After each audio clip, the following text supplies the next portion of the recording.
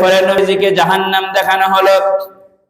নবীজি বললেন, এমন একটা সম্প্রদায়ের পাশ দিয়ে আমি অতিক্রম করলাম, মারারতু বিকাওমিন লাহুম আযফারুম মিন নুহাসিন, এমন একটা সম্প্রদায়ের পাশ দিয়ে আমি অতিক্রম করলাম, তাদের নখগুলি হচ্ছে তামার।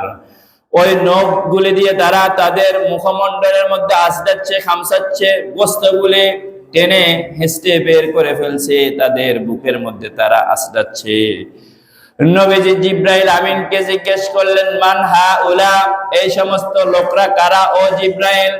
জিব্রাইল আলাইহিস সালাম তিনি বললেন, এরা হচ্ছে ওই সমস্ত লোক, তারা মানুষের গীবত করে বেড়াতো।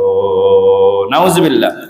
তারা হচ্ছে মানুষের সম্মান হানি করে বেড়াতো, মানুষের ইজ্জত নিয়ে সিনেমিনি খেলতো, মানুষের গীবত করত, সমাজের মধ্যে বিশৃঙ্খলা সৃষ্টি করত।